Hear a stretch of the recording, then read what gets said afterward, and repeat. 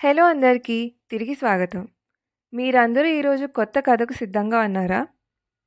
నేను కాలేజ్‌లో మొదటి సంవత్సరంలో ఉన్నప్పుడు నా టీచర్ నన్ను, "సౌమ్య, నీ రోల్ మోడల్ ఎవరు?" అని అడిగారు. చాలా కాలం నేను మా అమ్మ అని రెండో ఆలోచన లేకుండా జవాబిచ్చేదాన్ని. అప్పటికి అది సరైన సమాధానంలా అనిపిచ్చింది. నా చుట్టూ ఉన్న ప్రతి ఒక్కరి నుండి కూడా ఇలాంటి స్పందనే వచ్చింది. విషయం ఏంటంటే మా అమ్మ అంటే నాకు చాలా ప్రేమ. ఆమె చాలా కష్టపడి పని చేస్తుంది. మా అందరిని చాలా జాగ్రత్తగా చూసుకుంటుంది. అప్పుడు టీచర్ నన్ను, "మీ అమ్మ నుండి నువ్వు ఖచ్చితంగా ఏం నేర్చుకోవాలనుకుంటున్నావు?" అని అడిగారు. నేను సమాధానం చెప్పలేదు. ఆగి ఆలోచించాను. ఆమె బలాన్ని నేను ఆదరిస్తాను.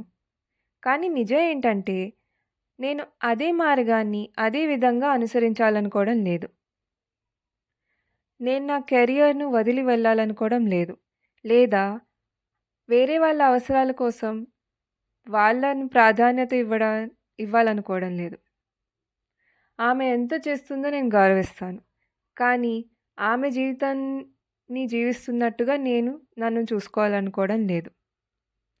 ఆ ప్రశ్న నన్ను నిజంగా ఆలోచింపజేసింది. నేను మరింత శ్రద్ధతో నా చుట్టూ చూడటం మొదలుపెట్టాను. అప్పుడే నేను మా బస్ స్టాప్ దగ్గర ఒక చిన్న క్యాంటీన్ నడుపుతున్న రాణి అక్కను గమనించాను.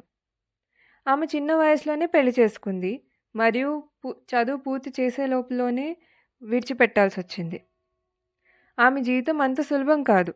ఆమె ఇంట్లో ఎన్నో సవాళ్లు ఎదుర్కొంది మరియు సొంతంగా సంపాదించడానికి ఇబ్బంది పడింది.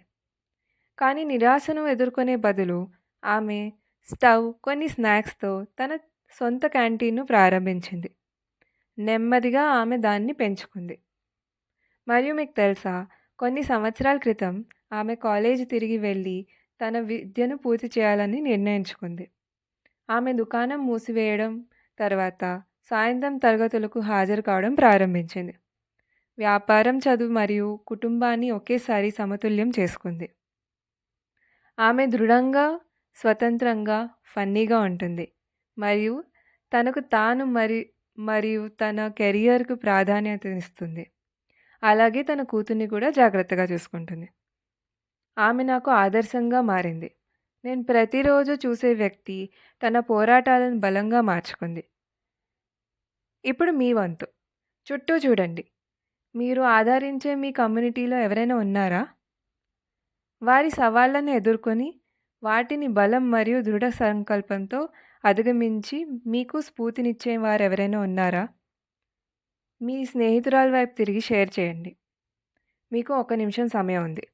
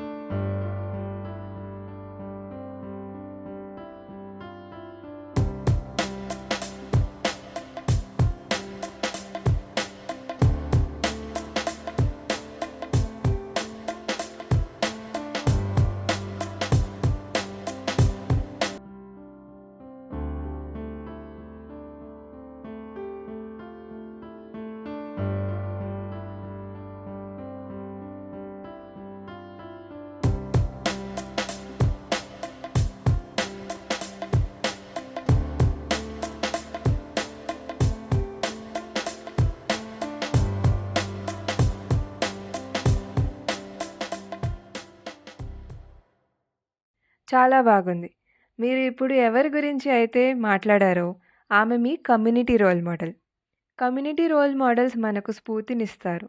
ఎందుకంటే వారు కూడా మనలాగే అదే సవాళ్ళను ఎదుర్కొంటారు మరియు మన ముందు జీవిస్తున్న వాటిని అధిగమిస్తారు. ఇప్పుడు నా కథకు తిరిగి వస్తాను. ఆ సంభాషణ తర్వాత నేను రోల్ మోడల్స్ గురించి మరింత ఆలోచించడం ప్రారంభించాను. నేను భారతదేశం అంతటా చాలా మంది స్ఫూర్తిదాయకమైన మహిళలను గురించి చదివాను. వారిలో ఒకరు doctor Tessy Thomas, missile woman of India. ఆమె నాలాగే ఒక చిన్న పట్టణంలో పెరిగింది. ఆమె స్కాలర్షిప్తో చదువుకుంది, కష్టపడి పనిచేసింది మరియు చివరికి పెద్ద అంతరిక్ష మరియు రక్షణ ప్రాజెక్టులకు నాయకత్వం వహించింది. ఆమె ప్రయాణం చాలా ధైర్యంగా మరియు పెద్దదిగా అనిపించింది. కానీ సాధ్యమే అని కూడా నేను అనుకున్నాను. ఆమె దీన్ని చేయగలిగితే బహుశా నేను కూడా చేయగలనేమో! అప్పుడే నేను గ్రహించాను. మనం ఒకే రోల్ మోడల్‌ను ఎంచుకోవాల్సిన అవసరం లేదు. మనకి 2 ఉండొచ్చు. పెద్ద కలలు కనడానికి సహాయపడే డాక్టర్ టెస్సీ థామస్ వంటి యాస్పిరేషనల్ రోల్ మోడల్ మరియు కమ్యూనిటీ రోల్ మోడల్ రాణి అక్క వంటి మనకు ఎలా ఎదగాలో దశవారీగా చూపించేవారు. ఓహ్! ఈ సంవత్సరం నా లిస్ట్‌లో మరికొందరు రోల్ మోడల్స్ జోడించాను. మీరందరూ మీ స్వంతంగా అన్వేషించే వరకు నేను వేచి చూస్తాను. ఇప్పుడు మీ వంతు. మీ గ్రూప్స్‌లో గుర్తించండి. ఒక యాస్పిరేషనల్ రోల్ మోడల్ లేదా ఒక కమ్యూనిటీ రోల్ మోడల్. సరేనా? Let's go!